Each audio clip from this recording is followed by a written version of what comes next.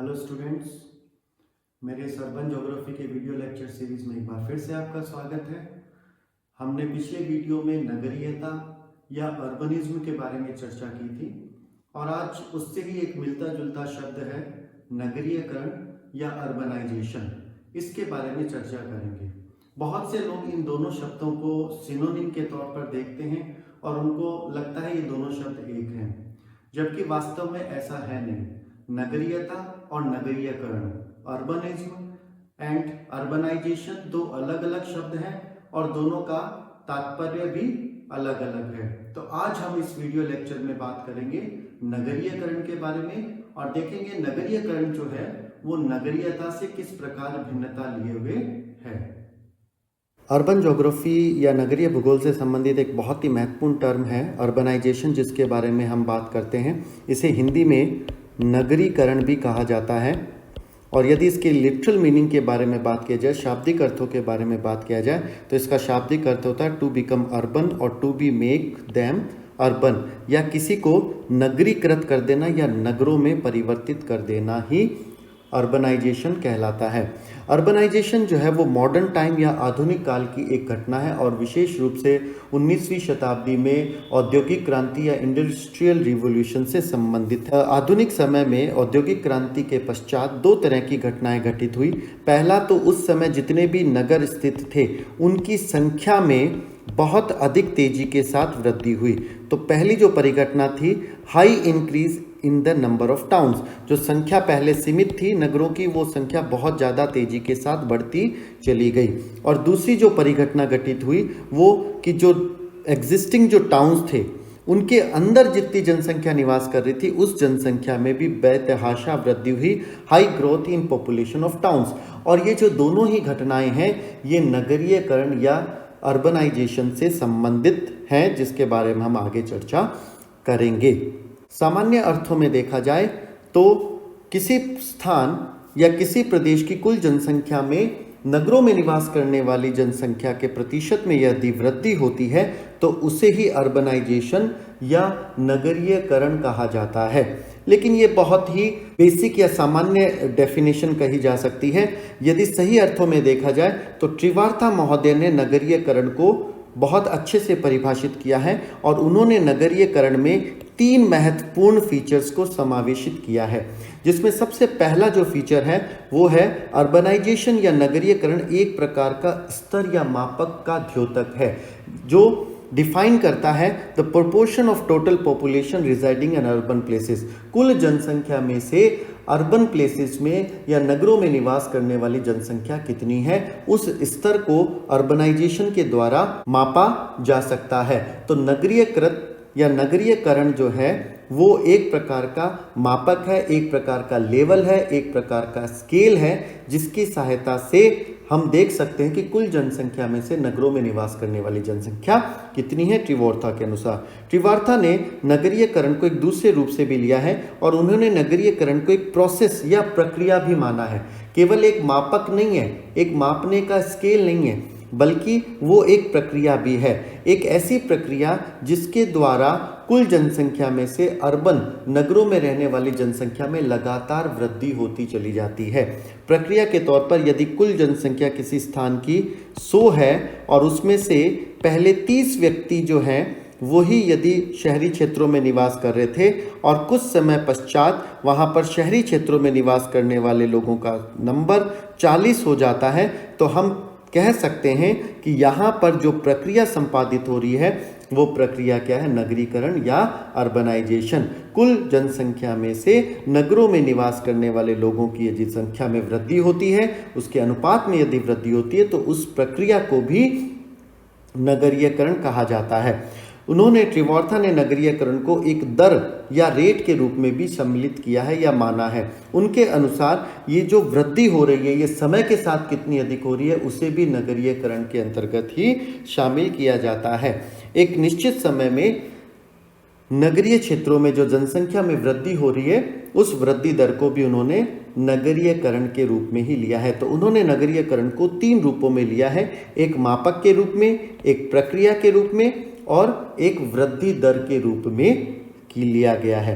इसके विपरीत ई बर्गेल ने नगरीयकरण को एक बिल्कुल अलग तरीके से परिभाषित किया है। जहां त्रिवार्ता के परिभाषा में जनसंख्या को अधिक महत्व दिया गया था, वहां पर बर्गेल ने अपनी परिभाषा में नगरों का ग्रामीण क्षेत्रों से परिवर्तन को महत्व दिया है। उनके अनुसार the conversion of villages into urban areas is known as the process of urbanisation. ग्रामीण जो क्षेत्र हैं उनका नगरीय क्षेत्रों में परिवर्तित हो जाना की जो प्रक्रिया है उसे उन्होंने अर्बनाइजेशन या नगरीकरण कहा है। जैसे मान लीजिए किसी स्थान पर पहले 100 गांव थे और वहां पर 20 नगर थे।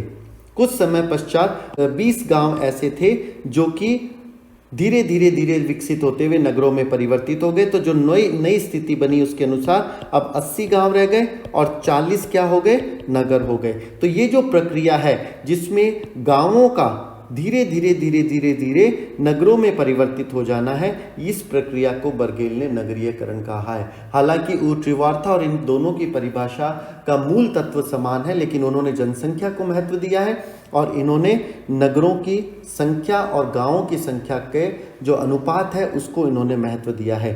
ग्रिफिथ टेलर ने भी नगरीकरण को परिभाषित किया है और उसे a shift of people from village to city, प्रवास को यहाँ पर अधिक महत्व दिया गया है। जो ग्रामीण जनसंख्या जो है उसका नगरों की तरफ जो प्रवास है उसे नगरीयकरण से संबंधित कहा है। इसके बाद बात करते हैं VLS प्रकाशा राव की, जिन्होंने नगरीयकरण को बिल्कुल ही अलग अर्थों में परिभाषित किया है या चिन्हित किया है। इन्होंने नगरीयकरण जो है उससे जनसंख्या या गांव और नगरों की संख्या के आधार पर न लेकर बल्कि आर्थिक गतिविधियों के आधार पर परिभाषित करने का प्रयास किया है। उन्होंने कहा है कि नगरीयकरण एक ऐसी प्रक्रिया है जिसके द्वारा किसी एक सिंगल न्यूक्लियर, किसी एक क्षेत्र विशेष में नॉन एग्रीकल्चरल ऑक्यूपेशंस, जो गैर कृषि जो कार्य हैं उनका एकत्रीकरण हो जाता है और इसी प्रक्रिया को उन्होंने नगरीकरण कहा है। तो न तो इन्होंने जनसंख्या के बारे में बात की, न नगरों की संख्या के बारे में, बल्कि ये बात कर रहे हैं आर्थिक गतिविधियों के बारे में। और उन्होंने कहा कि किसी एक क्षेत्र विशेष में गैर कृषि कार्य में आपका द्वितीयक व्यवसाय आ सकता है, तृतीयक व्यवसाय जो आ सकते हैं, चतुर्थक व्यवसाय जो है उनको सम्मिलित किया जा सकता है। उन सब का एकत्रीकरण हो जाने की जो प्रक्रिया है उस प्रक्रिया को नगरीकरण कहा जाता है। और इस प्रक्रिया की वजह से ही ग्रामीण क्षेत्र से जनसंख्या नगरीय क्षेत्रों में लगातार शिफ्ट होती चली जाती है और फलस्वरूप ग्रामीण जो क्षेत्र है उनको तुलना में नगरीय क्षेत्र जो है उनका जो है बहुत तेजी के साथ विकास होता है और वो अपने आसपास के क्षेत्रों को अपने अंदर सम्मिलित करते रहते हैं और नगर जो है उसके आकार में भी वृद्धि होती चली जाती है। PLS प्रकाशा राव ने इस अर्बनाइजेशन प्रक्रिया के लिए जो 2 महत्वपूर्ण कारक बताए हैं वो ट्रांसपोर्टेशन और कम्युनिकेशन को महत्वपूर्ण स्थान इन्होंने दिया है। इन सभी परिभाषाओं से स्पष्ट हो जाता है कि जो नगरीकरण जो है वो एक प्रक्रिया है जो स्टैटिक न होकर बल्कि डायनामिक है और गत्यात्मक प्रवृत्ति की है, जो लगातार परिवर्तन को प्रदर्शित करती है। उपरोक्त परिभाषाओं के द्वारा नगरीकरण की कुछ प्रमुख विशिष्ट विशेषताएं या लक्षण जो है वो उभर कर सामने आते हैं, उनके बारे में चर्चा करते हैं। पहला लक्षण यह है the increase in ratio of urban population in total population. नगरीकरण वह प्रक्रिया है जिसके द्वारा किसी क्षेत्र विशेष की कुल जनसंख्या में नगरीय जनसंख्या के अनुपात में लगातार वृद्धि देखने को मिलती है। दूसरा है the increase in the size and number of towns. नगरीकरण वह प्रक्रिया है जिसके द्वारा किसी क्षेत्र में नगरों या शहरों की संख्या में और उनके आकार में लगातार वृद्धि देखने को मिलती है। तो यदि किसी क्षेत्र में जो टाउन्स हैं, जो सिटीज़ हैं, उनकी संख्या में वृद्धि हो रही है और उनके आकार में यदि लगातार वृद्धि हो रही है तो हम कह सकते हैं कि उस क्षेत्र में नगरीयकरण की प्रक्रिया संपादित हो रही है। और क्या क्या चीज़ें नगरीयकरण में शामिल है? More increase in urban population in comparison to rural population. यदि किसी क्षेत्र विशेष में रूरल पॉपुलेशन में, क्योंकि वृद्धि तो दोनों तरह की जनसंख्या में भी होगी, नगरीय जनसंख्या में भी वृद्धि होगी और ग्रामीण जनसंख्या में भी वृद्धि होगी। लेकिन यदि ग्रामीण जनसंख्या की तुलना में नगरीय क्षेत्रों में जनसंख्या वृद्धि की दर अधिक हो तो हम कहेंगे कि उस क्षेत्र में नगरीयकरण की प्रक्रिया संपादित हो रही है।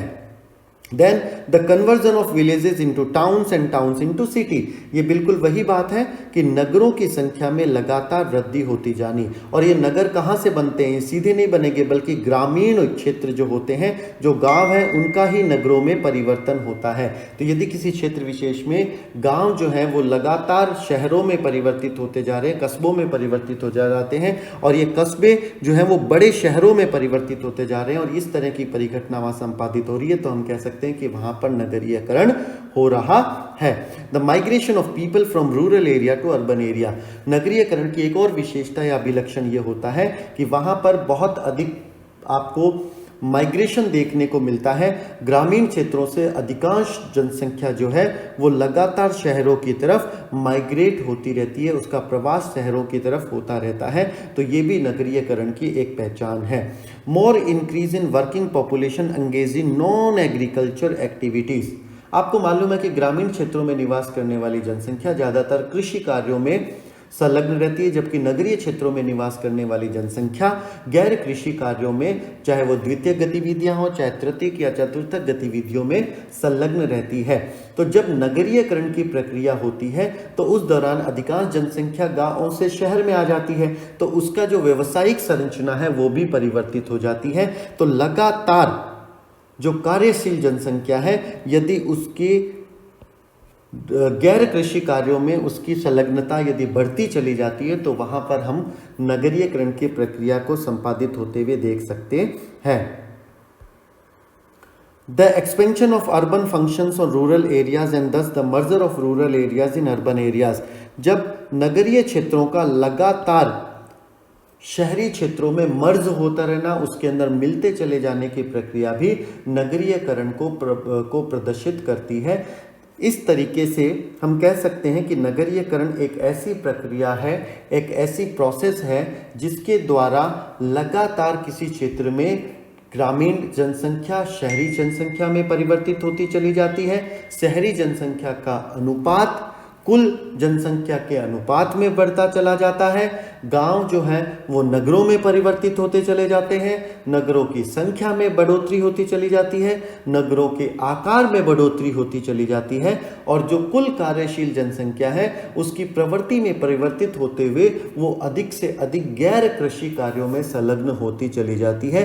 तो ये सारे के सारे लक्षण जिस प्रक्रिया के द्वारा संपादित होते हैं उसी प्रक्रिया को नगरीयकरण कहा जाता है, यानी नगरीयकृत हो जाना, वहाँ की जनसंख्या का, वहाँ के अधिवासों का, वहाँ के सेटलमेंट्स का, इसी को ही नगरीयकरण कहते हैं। अब एक बहुत इंपॉर्टेंट टॉपिक है, मैंने पिछले वीडियो में अर्बनिज्म या नगरीयता के बारे में चर्चा की थी, और आज के इस वीडियो में हमने बात किया है नगरीकरण के बारे में।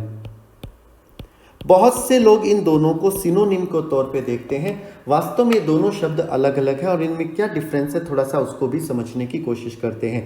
देखिए, मैंने पिछले वीडियो लेक्चर में बात की थी कि जो नगरीयता जो है वो मानव के जीवन जीने की एक शैली है, उसका एक व्यवहार का भाग है, जबकि नगरीकरण जो है वो एक प्रोसेस है, ये एक प्रक्रिया है, और नगरीयता जो है वो एक जीवन जीने की शैली है।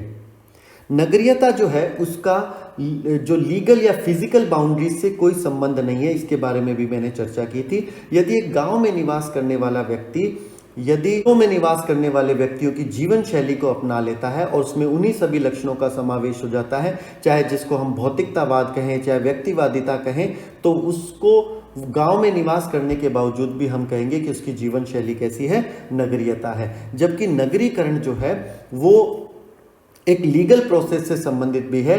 जैसे अगर मैं बात करूं, कोई एक नगर है, सरकार एक अध्यादेश लाती है या एक लॉ लाती है जिसके द्वारा वो कहती है कि उसके आसपास का ये जो ग्रामीण इलाका है उसे भी अब हम नगरों की सीमा में शामिल कर लेंगे। तो देखिए, एक लॉ लाने मात्र से ये जो क्षेत्र है ये अब कैसा आ गया, ग्रामीण क्षेत्र में शामिल हो गया। तो यहाँ पर नगरीकरण की प्रक्रिया संपादित हो गई सिर्फ एक लॉ के द्वारा। बाउंड्रीज जैसे ही इंक्रीज की तो जो गांव थे उसकी जनसंख्या भी अब क्या हो जाएगी, इसी नगरीय जनसंख्या का हिस्सा हो जाएगी। लेकिन सिर्फ लॉ लाने भर से वहां पर जो गांव में निवास करने वाले लोगों की जीवन शैली में यकायक परिवर्तन नहीं हो जाता। यहाँ की जीवन शैली अभी भी ग्रामीण है। तो नगरीयता अभी भी मुख्य नगर तक केंद्रित है। केवल लॉ या कानून बना देने से नगरीयता में परिवर्तन नहीं होता, नगरीयकरण की प्रक्रिया संपादित की जा सकती है। यहाँ पर कुछ समय पश्चात धीरे धीरे ये लोग नगर के अधिक संपर्क में आएंगे और धीरे धीरे इनकी जीवन शैली भी नगरीयता में परिवर्तित होती चली जाएगी। लेकिन नगरीयकरण जहाँ एक त्वरित घटना है, वही नगरीयता जो है वो धीरे धीरे संपादित होने वाली घटना है, क्योंकि उसमें व्यवहार में, सोच में परिवर्तन होता है जो यकायक न होकर बल्कि उसमें समय लगता है। तो नगरीकरण एक प्रक्रिया है, जबकि नगरीयता मानवीय व्यवहार, उसके जीवन शैली से संबंधित है। Thank you.